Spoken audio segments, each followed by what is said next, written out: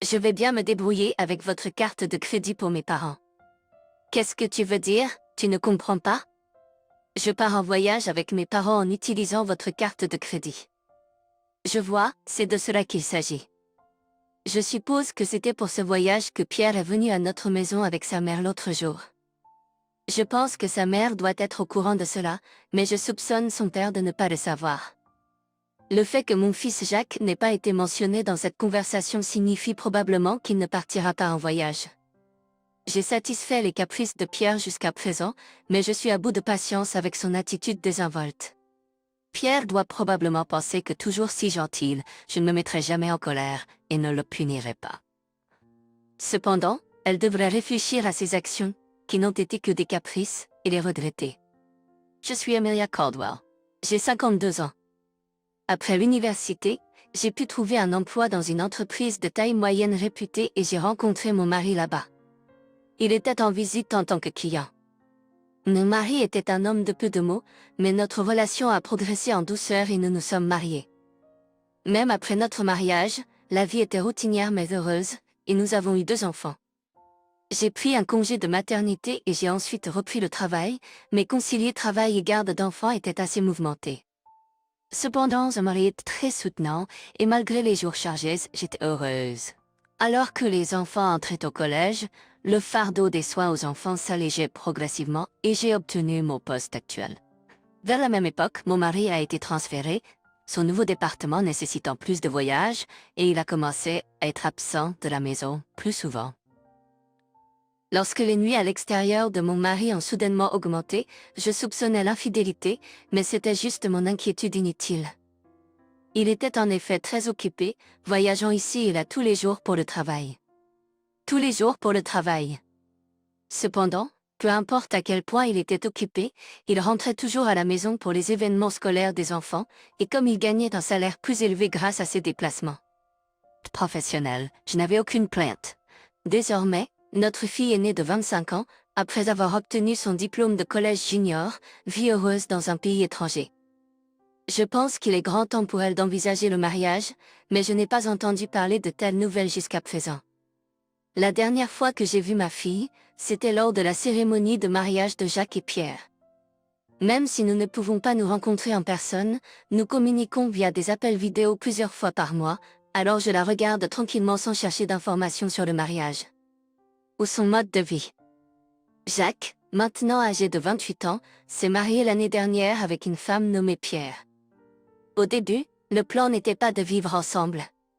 Loin de là, Jack devait souvent voyager pour son travail, et il a été suggéré qu'il serait peut-être préférable que les 2 femmes vivent ensemble et se soutiennent mutuellement.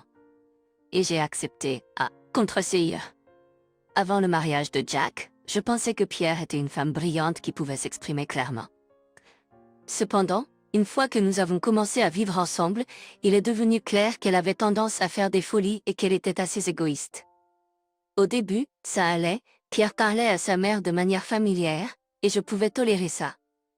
Mais pour mon désarroi, elle ne faisait aucun travail ménager, en étant une épouse au foyer.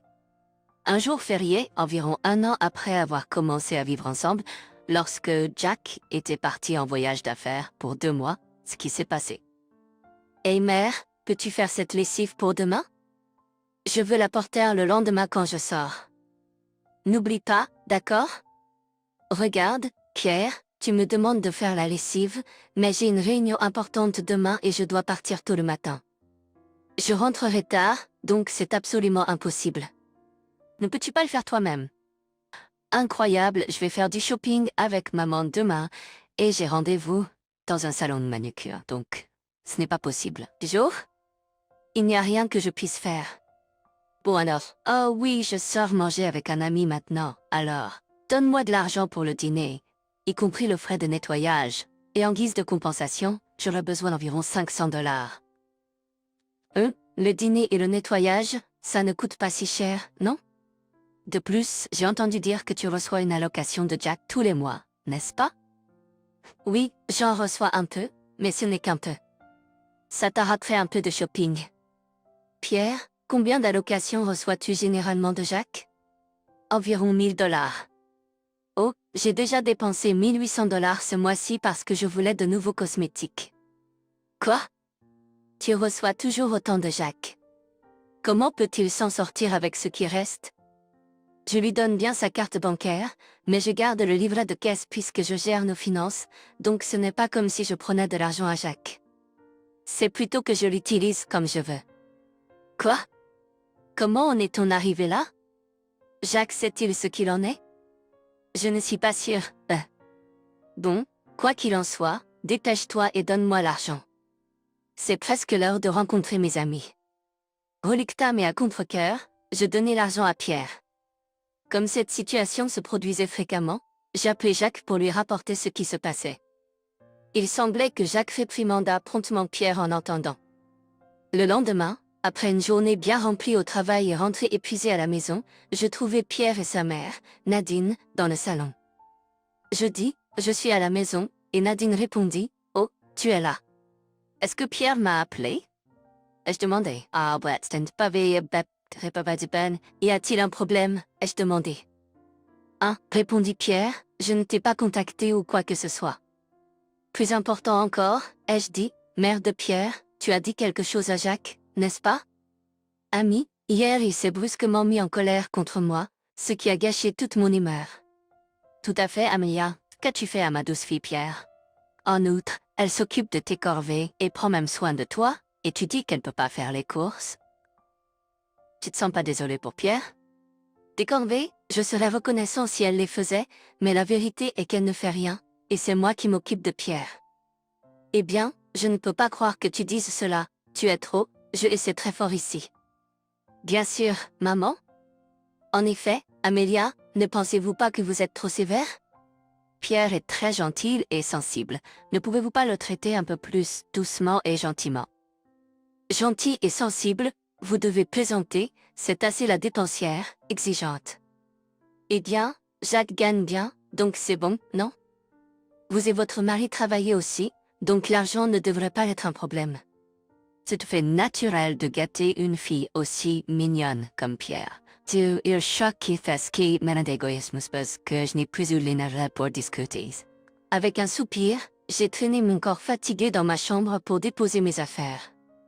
Devoir gérer ces deux personnes ennuyeuses après être rentré fatigué de mon travail n'était pas ce que je voulais faire. Pendant que je changeais de vêtements de travail plus confortables, j'ai entendu Pierre et Nadine se plaindre encore dans le salon. Par la suite, avec le salon occupé par Pierre et Nadine, j'ai dû hâter de terminer mon dîner à la petite table de la cuisine. Même en mangeant, je pouvais entendre leurs plaintes à mon sujet, mon mari et Jacques. Forcé d'écouter de telles conversations, je me sentais extrêmement mal à l'aise. C'était ma maison, et pourtant, pourquoi devais-je être si prudent et mal à l'aise? J'ai décidé de prendre un bain pour changer de rythme. Avec mon humeur assombrie par ces deux-là, je prévoyais de prendre un bain plus long que d'habitude, apportant un roman avec moi à la salle de bain. Supposant que c'était juste Pierre qui se démaquillait comme d'habitude, j'ai continué à me baigner sans trop m'inquiéter. Après être sorti de la baignoire, Phyllis et sa mère n'étaient nulle part. Je t'ai trouvé un tout petit jusqu'à ce que je reçoive un texto de Phyllis disant « Je resterai chez mes parents pendant un moment ». À l'acte de ce texte, je me suis restée soulagée. Puisque j'avais du travail le lendemain, j'ai décidé d'aller me coucher tôt. Le matin suivant, en m'arrêtant au magasin de commodités, j'ai vérifié mon portefeuille et réalisé que l'argent qui aurait dû être là avait disparu. J'avais retiré 1 000 $ la veille car j'avais des paiements à faire. Un mauvais pressentiment m'a envahi, et j'ai appelé Phyllis en toute hâte. Allô, Phyllis, désolée de t'appeler si tôt le matin. Matin, je voulais te demander, tu ne sais rien sur l'argent qui était dans mon portefeuille. Tu viens de le remarquer. Hier, pendant que tu étais dans le bain, j'ai déverrouillé ta chambre et j'y suis entré. J'ai pris ton argent et tes bijoux en compensation pour avoir blessé mes sentiments. Je suis sur le chemin du retour maintenant. Alors assure-toi de ne pas te mettre en travers de mon chemin. D'accord? Phyllis a dit quelque chose d'incroyable, comme si elle ne ressentait aucune méchanceté, et a raccroché soudainement le téléphone. Dans la panique, j'ai essayé de contacter Phyllis à plusieurs reprises, mais elle a éteint son téléphone, et elle n'a pas répondu. Au milieu de tout cela, J'ai réalisé que c'était l'heure d'aller travailler, alors j'ai envoyé un courriel à Jacques sur ce qui s'était passé et je me suis précipitée à mon travail. Après le travail, je me suis précipitée à la maison et j'ai appelé Jacques pour vérifier. Bonjour, Jacques, désolé de te déranger quand tu es occupé. A-t-elle dit quelque chose? J'ai appelé Pierre plusieurs fois, mais elle ne répond pas. J'ai également appelé chez ses parents, mais seule ma belle-mère décroche, et elle dit qu'elle ne sait pas où est Pierre et raccroche rapidement. Cela serait peut-être différent si mon beau-père décrochait le téléphone. Je vois. Hey, Jacques, est-ce que tu penses que tu peux revenir pour Thanksgiving? Thanksgiving? Oui, je pense que je peux rentrer. Je prévois de parler directement à Pierre alors.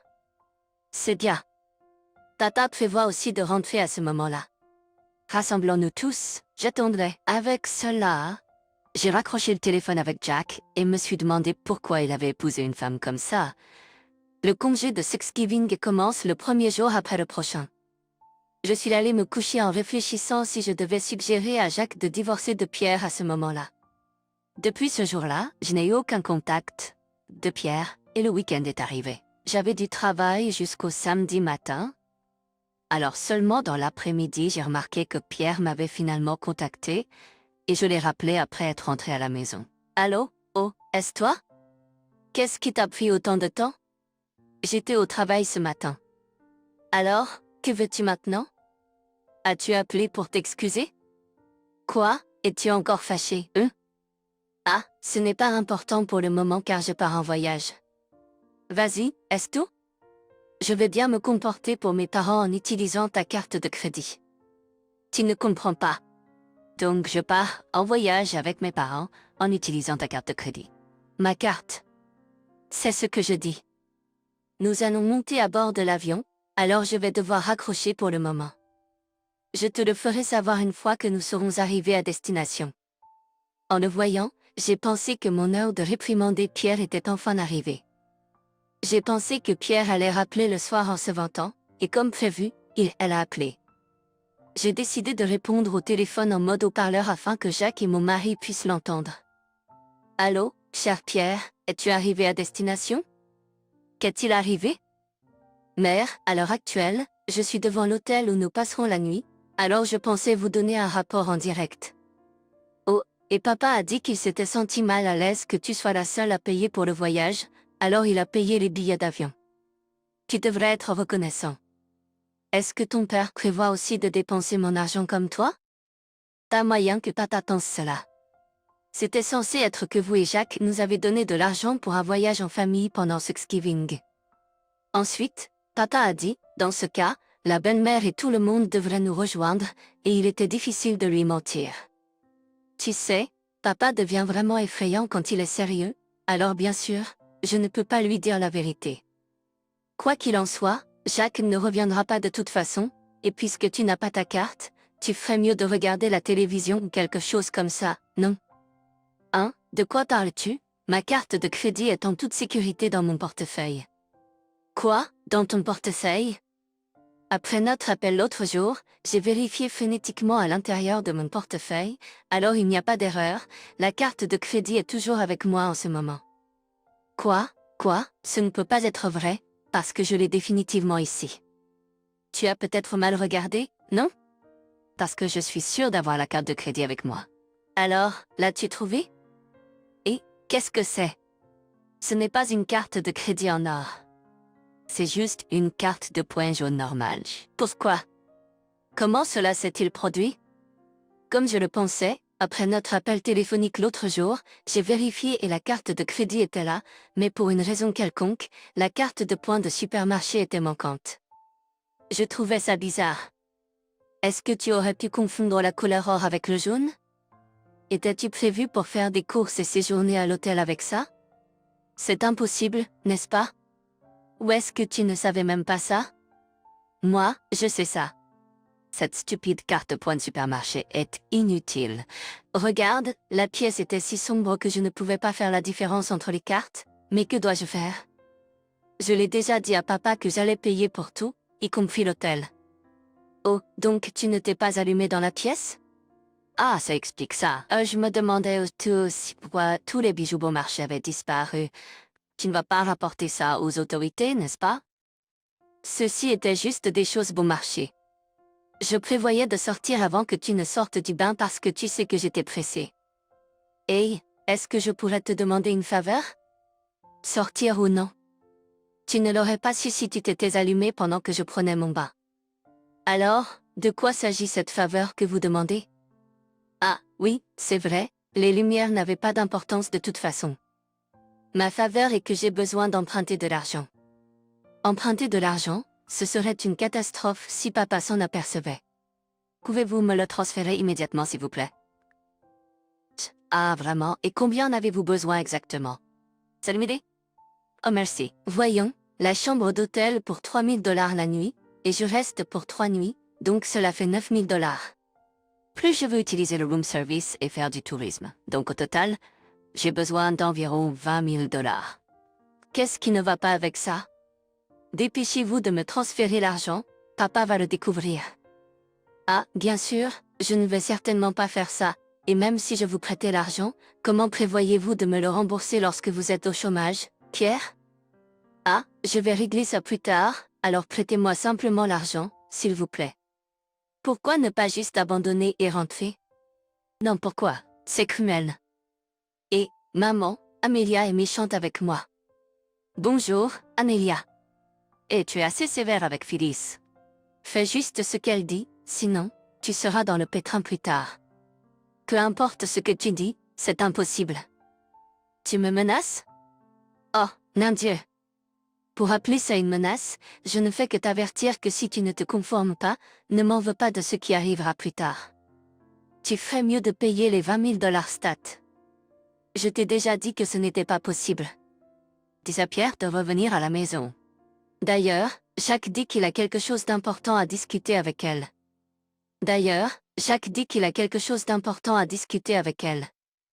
Et, attends une minute, Jacques est-il avec toi?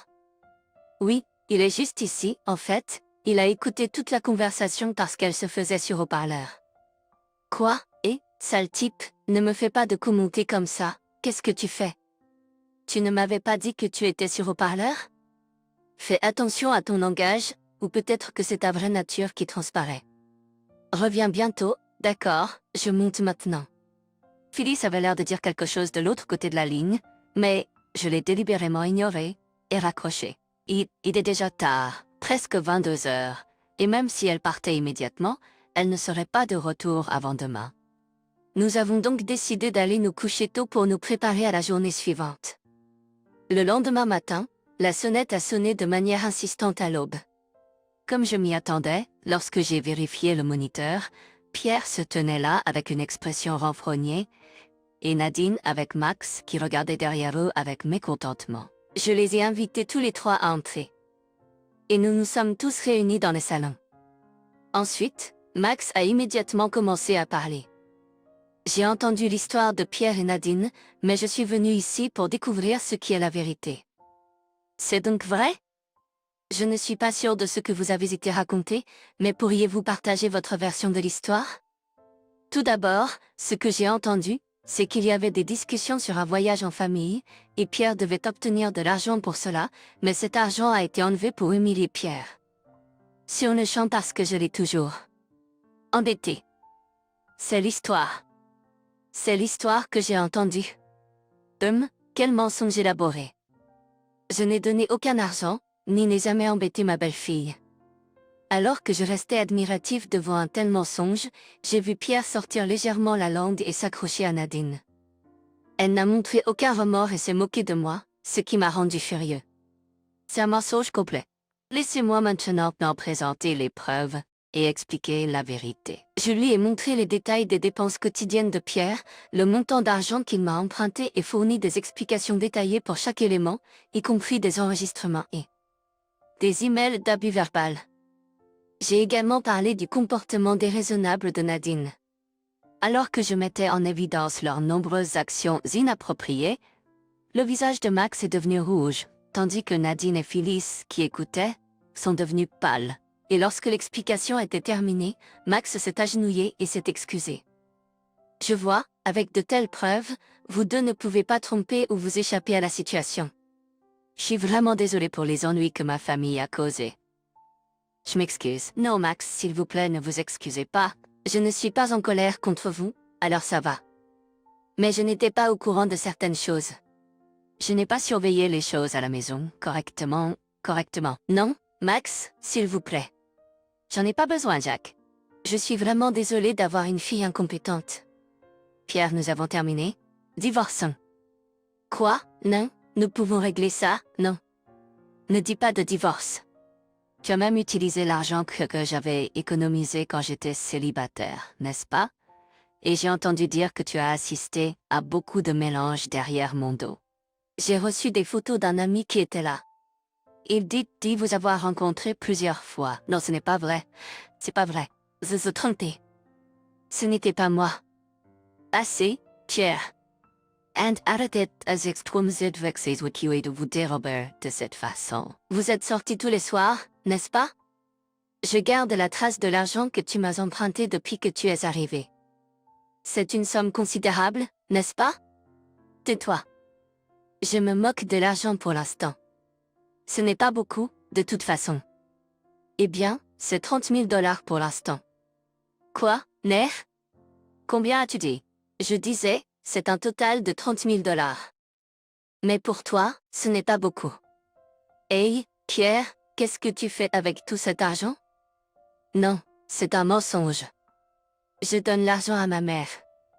Je ne l'ai pas dépensé autant par moi-même. J'ai des emails montrant que j'ai prêté de l'argent à ma mère. Regardez s'il vous plaît. Alors qu'elle se défendait, Phyllis nous a montré les échanges de courriels avec Nadine. Dans ces emails, Nadine, sa mère, lui disait de me demander de l'argent. Elle l'utilisait pour jouer. Hey, Nadine, tu as arrêté de jouer? J'ai remboursé la dette de 15 000 $ que tu avais accumulée en jouant avant la naissance de Phyllis. Tu n'es pas endetté à nouveau, n'est-ce pas? Quelles sont vos dettes maintenant? Ce n'est pas le moment pour vos problèmes, nous en parlerons plus tard. Tout d'abord, nous devons gérer Phyllis. Phyllis, tu empruntes de l'argent aussi? J'ai accidentellement vu à l'intérieur de ta chambre l'autre jour quand c'était ouvert, il y avait l'air d'être plusieurs prêts. Hey Phyllis, tu as triché, tu as dépensé l'argent des autres, et tu t'es même endetté. Dis-moi la vérité, combien dois-tu maintenant? Peu, 24 000 $. C'est ça, divorçons maintenant, je ne peux plus être avec toi. Quoi? Non, non, je ne vais pas divorcer de Jacques. Hey Phyllis, ça suffit, arrête de t'humilier comme ça. À tous les membres de la famille Caldwell, je suis vraiment désolée pour cette incivilité. Je m'excuse sincèrement. Si Pierre ne consent pas au divorce, je pense que cela devra être décidé devant un tribunal. Pourriez-vous s'il vous plaît attendre juste un petit moment? J'essaierai de convaincre Pierre moi-même. Si elle refuse toujours d'accepter le divorce après cela, alors veuillez procéder à des mesures légales. D'accord, si vous le dites. Oui, cela me va aussi, j'attendrai votre contact. Max a dit cela et a ensuite pris Pierre qui pleurait et faisait une crise de colère comme un enfant, ainsi que Nadine qui était dans un état second, par le bras.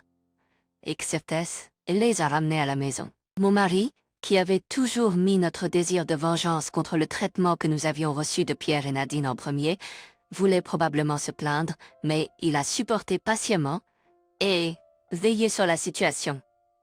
Le lendemain, Max nous a rendu visite seul. Pierre et Nadine étaient surveillés par des parents pour qu'ils ne s'enfuient pas. Il avait les papiers de divorce pour Jacques et Pierre, mais il avait également apporté un autre document. Hier, j'ai convaincu Pierre et les forcé à écrire les papiers de divorce. Je suis vraiment désolée pour les ennuis.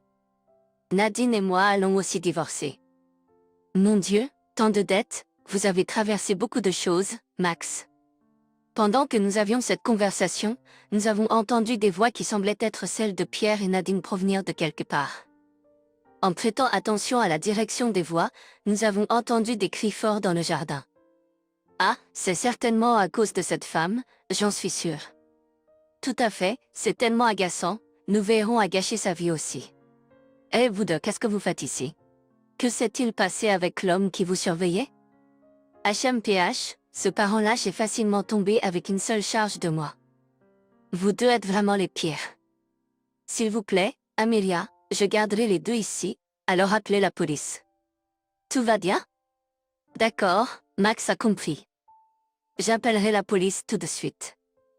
Marie avait entendu l'échange et avait déjà signalé la police. Par conséquent, des policiers sont arrivés dans les minutes qui ont suivi, et Pierre et Nadine ont été rapidement emmenés au commissariat. Amelia, je m'excuse encore une fois pour le désagrément. Pour ce qui est de cette affaire, n'hésitez pas à faire d'autres demandes de dédommagement. Max, je vais également déposer les papiers de divorce maintenant. À la séance. Jacques, je t'ai causé des ennuis. Je suis vraiment désolée. Très bien, allons-y ensemble. Après cela, j'ai contacté un avocat fiable recommandé par une connaissance de Max et j'ai déposé une réclamation combinée de 34 000 $ pour l'argent que j'ai prêté à Pierre et pour cet incident. Jacques a remporté une indemnisation de 120 000 $ pour la liaison et les dépenses imprudentes de Pierre sur ses économies. Max a décidé de ne pas exiger de compensation, mais a plutôt demandé des fonds pour les frais de déménagement.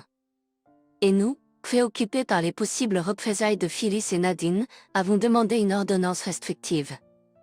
Il a été convenu que si l'ordonnance restrictive était violée, 10 000 $ supplémentaires seraient ajoutés à la demande de dédommagement. Ce soir-là, la sonnette a retenti. Me demandant qui cela pouvait être, j'ai vérifié le moniteur, et à ma grande surprise, c'était Nadine qui se tenait là. Réticent, j'ai décidé de l'écouter à travers l'interphone. Nadine, que veux-tu? Ne peux-tu pas rentrer chez toi? Tu sais qu'il y a une ordonnance restrictive, n'est-ce pas? Quoi? Pourquoi as-tu blessé Pierre, ma chère fille, et détruit ma vie heureuse? Écoute, sors tout de suite. Nadine, tu sais qu'il y a une ordonnance restrictive, n'est-ce pas? Tu sembles assez menaçante. C'est effrayant, arrête de parler, et sors déjà. Sors tout simplement. Si tu ne sors pas, je vais défoncer cette porte. Si tu ne veux pas qu'elle soit cassée, sors tout de suite. Alors que je disais cela, j'ai ressenti une terreur en voyant les actions violentes de Nadine qui donnait des coups de pied à la porte d'entrée et criait fort. Marie, voyant son comportement, s'est rendue à l'entrée et l'a retenue calmement. Ensuite, les agents de police qui avaient été avertis sont arrivés et nous ont remis Nadine. Même alors qu'elle était emmenée dans la voiture de police, elle a continué à se mettre en colère et à nous insulter. Et vous tous, je ne vous pardonnerai jamais. Peu importe si je suis pris ou quoi que ce soit, je ne vous pardonnerai jamais. Je reviendrai bientôt. Après avoir été emmenée par la police, Nadine a été jugée comme présentant un risque de récidive et a été emprisonnée. Depuis lors, notre maison a retrouvé sa tranquillité et nous vivons sans problème. Jacques avait oublié de bloquer ou de rejeter les appels de Pierre, et il semble qu'il ait reçu un email de sa part concernant la réconciliation. Il semble que, après y avoir réfléchi, j'étais le fautif. Je me suis rendu compte que tu es tout ce que j'ai, Jack. De plus, je suis l'enceinte de toi. Alors, s'il te plaît, réponds, je me suis rendu compte que tu es tout ce que j'ai, Jack, et que je suis l'enceinte de toi. Alors, s'il te plaît, réponds, je t'en supplie. Jacques a décidé de consulter un avocat pour vérifier ce fait. Cependant, il s'est avéré que l'histoire de la grossesse de Pierre était un mensonge, une fabrication pour se remettre ensemble. Malgré cela, Pierre a continué à envoyer des messages, et ne va pas balancer ça au avocat à chaque fois. Si tu es un homme, viens me voir directement. Jacques, tu as dit que tu m'aimerais pour toujours, quoi qu'il arrive. Est-ce que c'était un mensonge? Je t'aimerai toujours. Je ne peux pas abandonner. Furieux, Jacques a à nouveau contacté son avocat, entraînant une demande de compensation supplémentaire. Jacques a même changé son numéro de téléphone portable pour s'assurer qu'il n'y ait plus aucun contact avec Phyllis. À présent, Phyllis doit certainement travailler dur pour rembourser la dette qu'elle a contractée pour les paiements d'aliments. Il y avait aussi une rumeur selon laquelle l'ami de Jacques aurait vu quelqu'un ressemblant à Phyllis travaillant dans un nightclub, mais on ne sait pas si c'était vraiment elle. Quant à Nadine, recommencer dans la vie sera probablement difficile en raison de son âge, mais comme Phyllis est plus jeune, j'espère qu'elle réfléchira sincèrement et empruntera une nouvelle voie. Dans la vie. Environ un mois s'est écoulé et nos journées sont redevenues paisibles sans aucun problème. Il semble également que notre fille aînée est un nouveau petit ami et envisage le mariage. Elle prévoit de le présenter à nous lorsqu'elle rentrera dans le pays, bientôt. En entendant cela, Jacques a dit